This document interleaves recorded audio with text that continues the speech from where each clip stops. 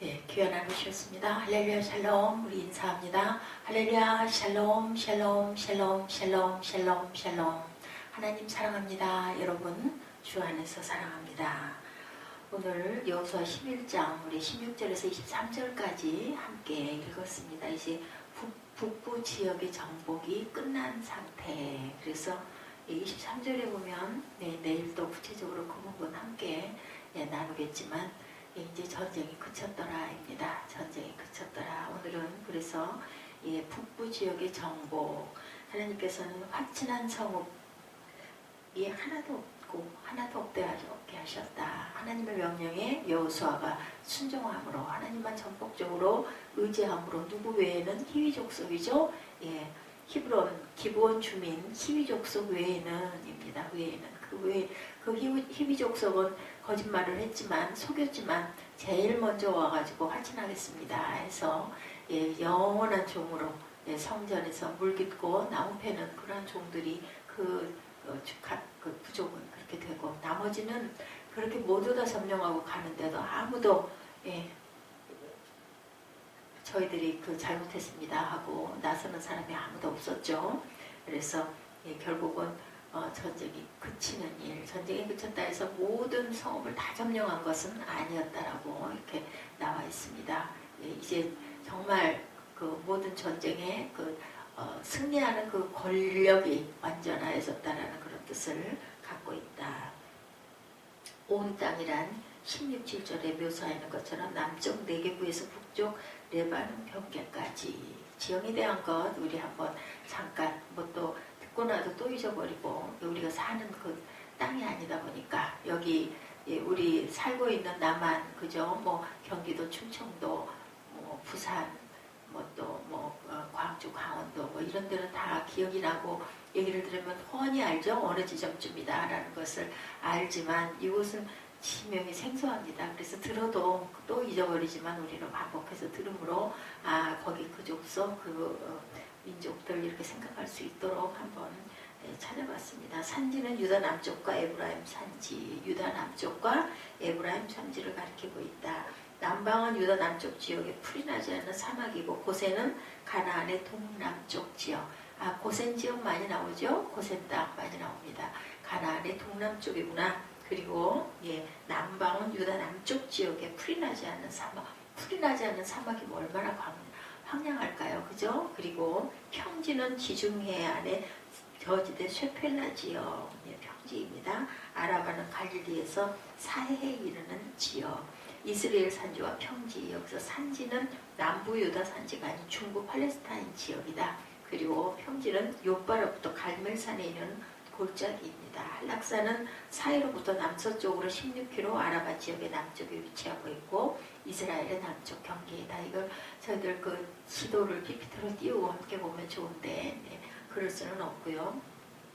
이스라엘의 소문이 가나안 땅에 퍼지고 하나님의 놀라운 능력으로 가나안 땅에 성들이 하나씩 함락되는 것을 보면서도 아무도 항복하지 않았어요. 아무도 전쟁 안 하겠습니다, 우리가 졌습니다 하고 나온 사람이 아무도 없었다. 이스라엘을 계속 대적했다라는 거죠. 이스라엘의 소문이 가나안 땅에 퍼지고 하나님의 놀라운 능력이 가나안 땅에 성들이 하나씩 함락되는 것을 보면서도 가나안 땅 거민들은 항복하지 않고 이스라엘을 계속 대적했다. 그런데 성경은 그 이유를 하나님의 그 백성들의 마음을 어떻게 했다고 그래요? 완악하게 하셨기 때문이다.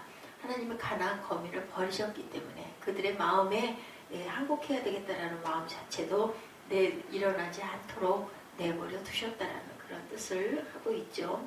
하나님 그들에게 긍휼을 베푸시기를 멈추셨고 공의로 이제는 심판하시기로 작정을 하신 거죠. 결국 이스라엘과 가나안 거민의 차이점은 하나님의 은혜가 임했는가 그렇지 않은가 했다. 어떤 녀석이 더 잘하고 어떤 녀석이 더 못하고 악하고 좀 착하고 이런 것보다는 이제는 하나님의 은혜가 우리 안에 우리에게 임했는지 임하지 않았는지 그 차이일 뿐이다라고 이렇게 정확하게 해설하고 있습니다.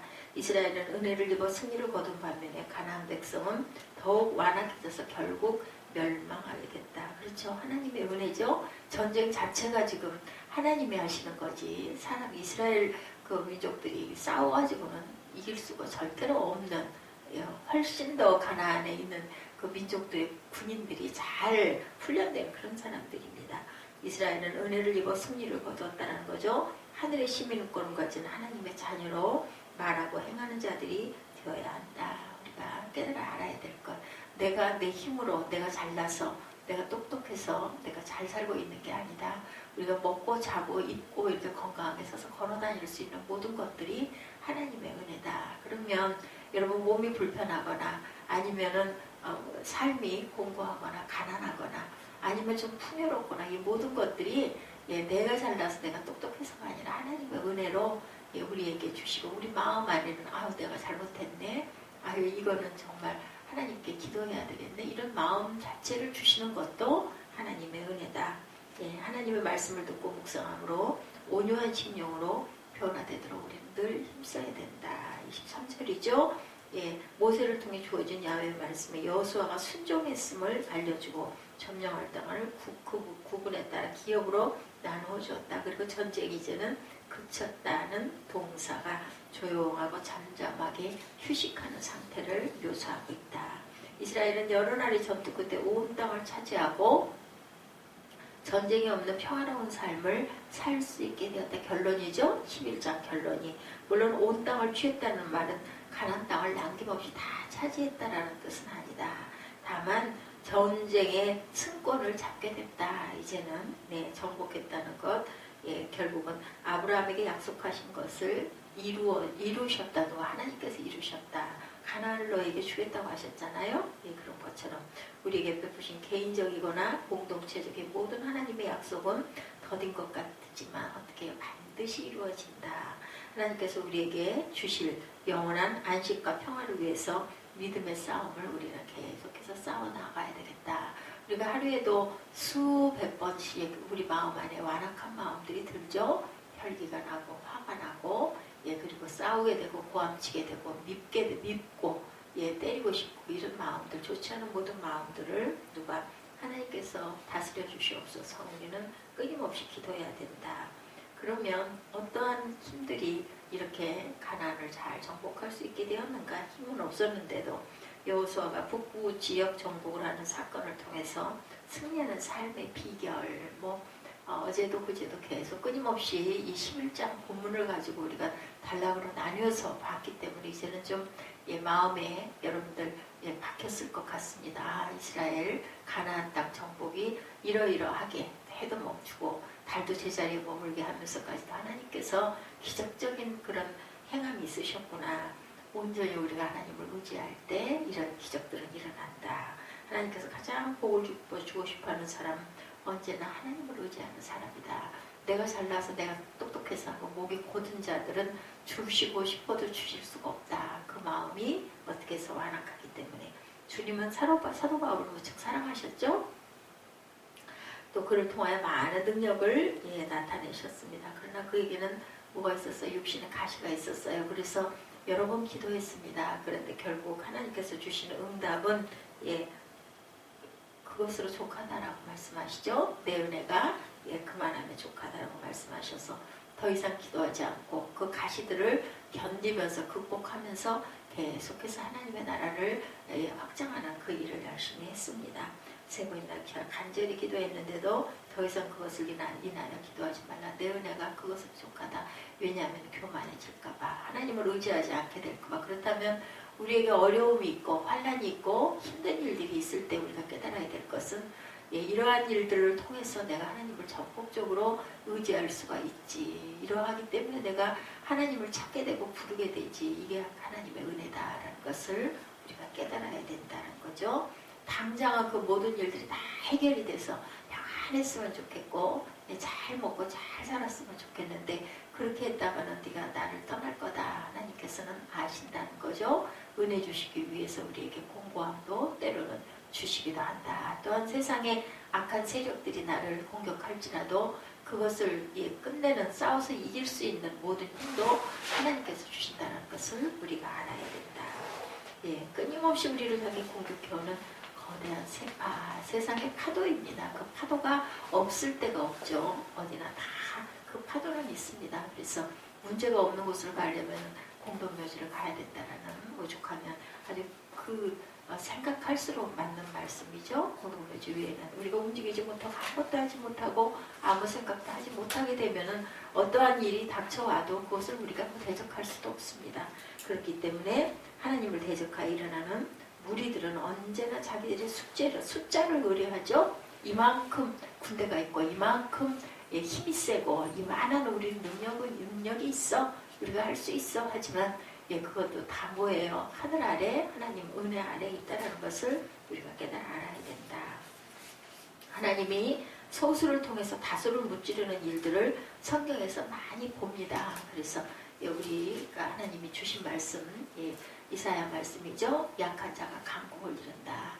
연약한 곳에 항상 하나님께서 함께 하셔서 아주 강한 힘을 나타내시죠. 그래서 우리는 항상 능력 주시는 자 안에서 내가 모든 것을 할 수 있다.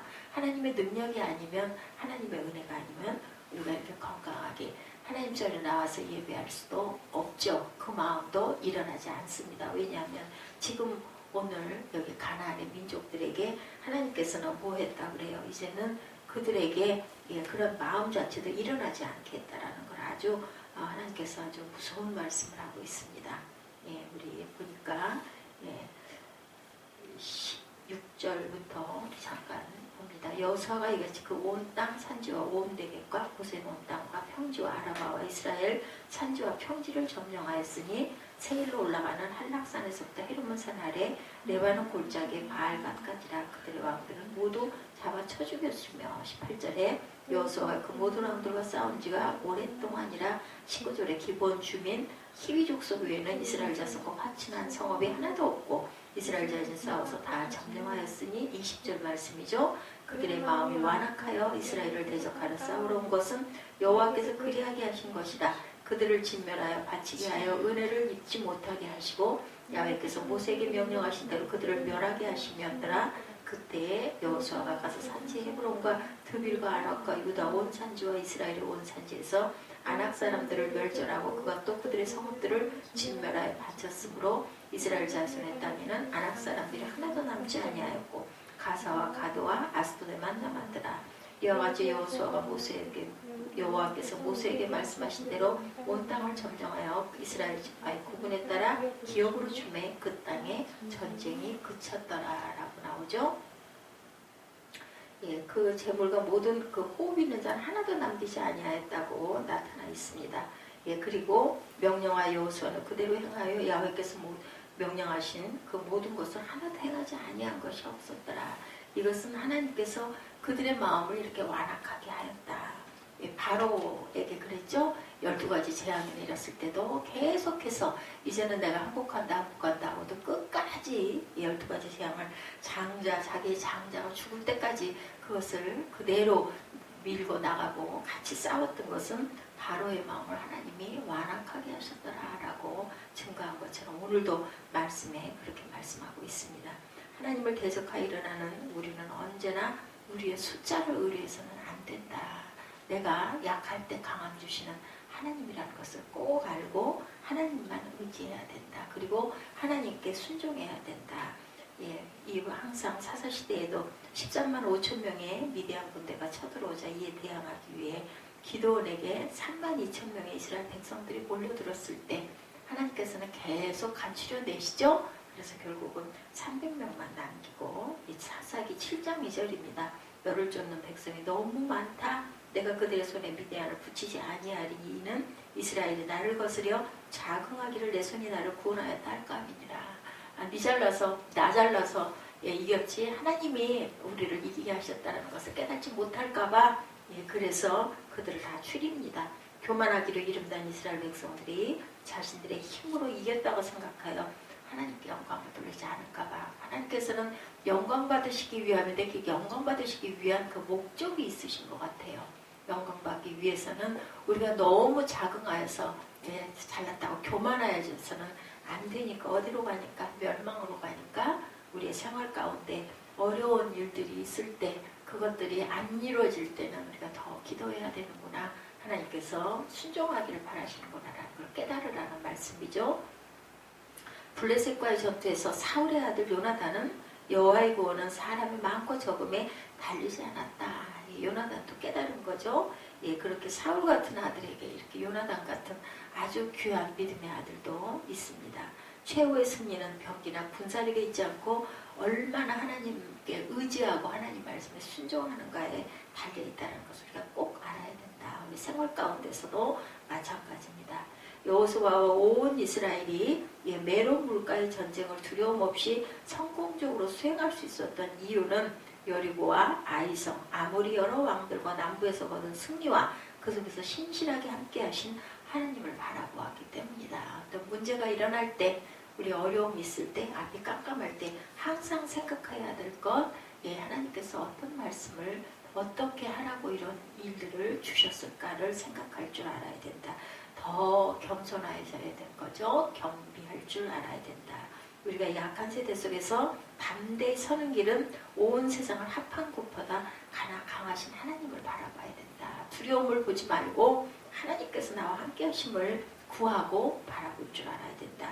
네, 하나님을 믿는 성도들은 그 배에서 생수가 강같이 흐르기에 세상을 걸어도 피곤하고 곤비하지 않는다. 하나님만 나와 함께 하시면 답은 나와 있는 거죠. 나를 절대로 끝까지 그 터널 속에 있지 않게 하신다. 빛 가운데로 인도하게 하시는데 나아가는 건 누가 나가야 돼요? 내가 나가야 된다. 하나님이 휙 들어서 빛 가운데 갖다 놓으시는 게 아니죠. 어두움을 겪고 극복하고 빛 가운데로 걸어 나가는 건 우리가 해야 된다. 우리의 몫입니다. 그것은.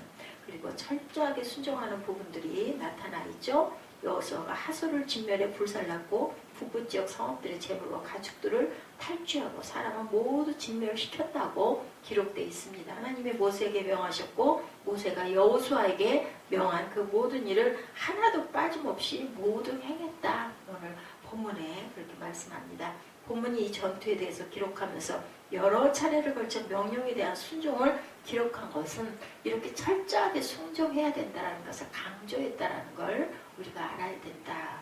그리고 이것이 바로 영적 승리의 비결이라는 것도 알아야 된다. 뭐 이만하면 됐지, 뭐 알아서 해주시겠지, 이게 아니라는 거죠. 우리가 항상 끊임없이 구하고 끊임없이 순종하고 끊임없이 의지해야 된다. 신명기 28장에 하나님의 말씀을 듣고 행하느냐 그렇지 않느냐에 따라 복을 받을 것인지 저주를 받을 것인지를 결정한다. 계시록 1장 3절에도 이 예언의 말씀을 읽는 자와 듣는 자와 그 가운데 기록한 것을 지키는 자는 복이 있다라고 말씀합니다. 때가 가까우니라.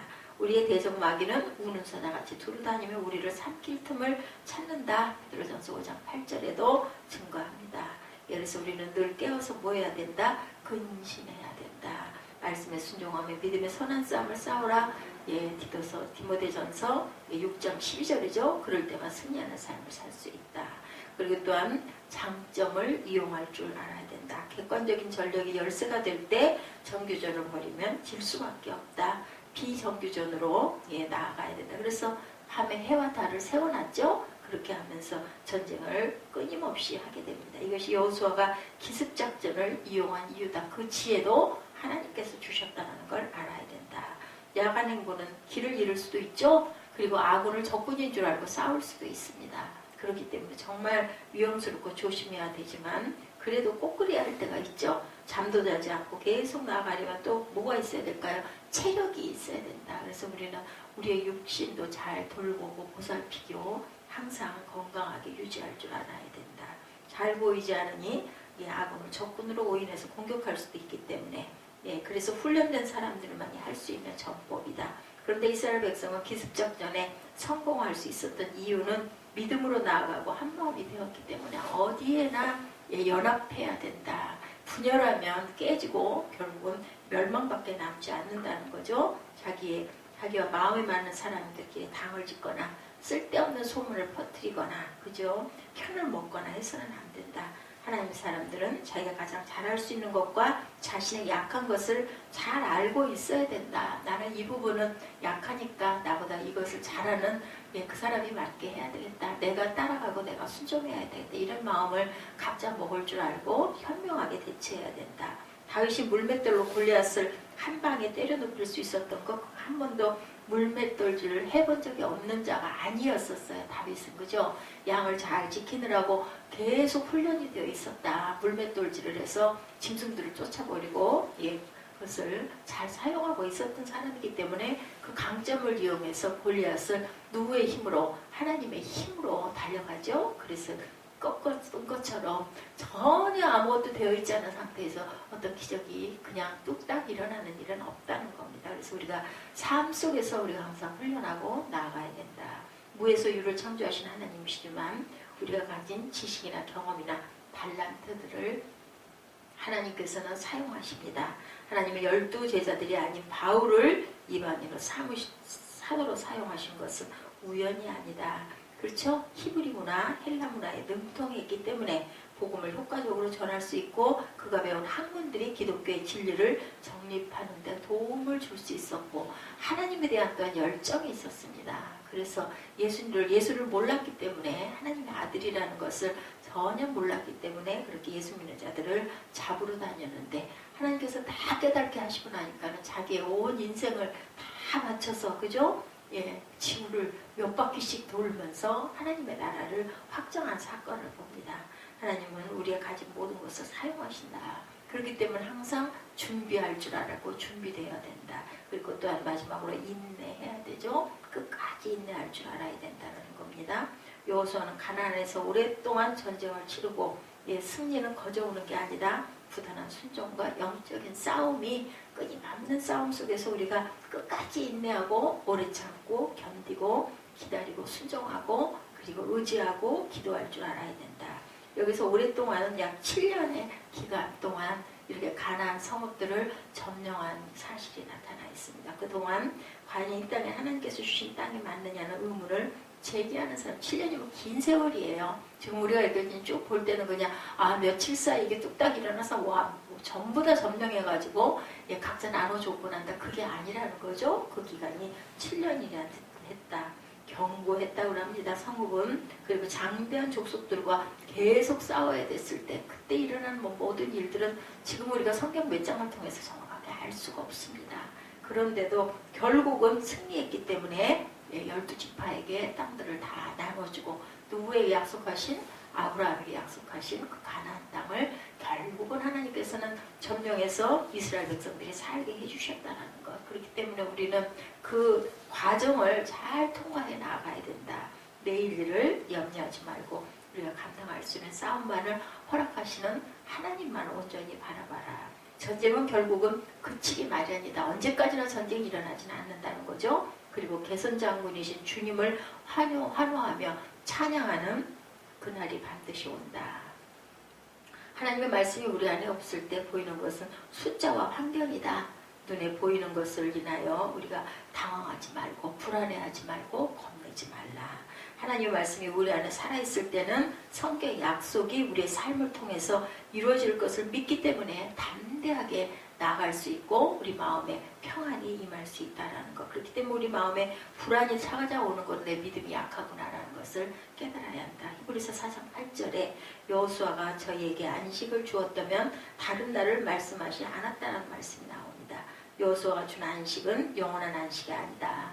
맛보기의 안식이다. 오로지 완전한 안식은 하나님께만 있다라는 거죠. 여호수아는 히브리식 이름입니다. 헬라어로는 예수입니다. 제2의 여호수아로 오신 예수님이 진정한 안식을 우리에게 주었다. 지금 이 전쟁에서는 여호수아가 대장이 돼서 그 민족들을 잘 정리해서 각 지파에게 나눠주고 평화가 온 것 같지만 사실은 완전한 평화는 아니다. 두 번째 오실 참 예수 그리스도에게만 진정한 안식이 있다라는 것. 그분께만 시선을 고정하고 그분의 믿음과 삶을 우리가 본받아 나아가야 된다. 마가복음 8장 33절입니다. 아무든지 나를 따르려거든 자기를 부인하고 자기 십자가를 지고 나를 쫓을 것이니라. 나를 부인하려면 어떻게 될까요? 무거운 짐, 전에 줬던 세상 것들을 버리는 결단이 필요하다. 자기 십자가를 지는 또한 희생도 있어야 된다는 거죠. 끝까지 주님을 따라가는 인내가 있어야 된다. 주님께서 성령을 통해서 감당할 힘을 우리에게 주신다는 거죠. 어떤 형편과 처지에도 하나님의 능력을 의지하는 가운데 하나님의 함께 하심으로 크신 역사에 동참하시고 승리를 맛보시는 저와 여러분 되시기를 주님의 이름으로 축복합니다.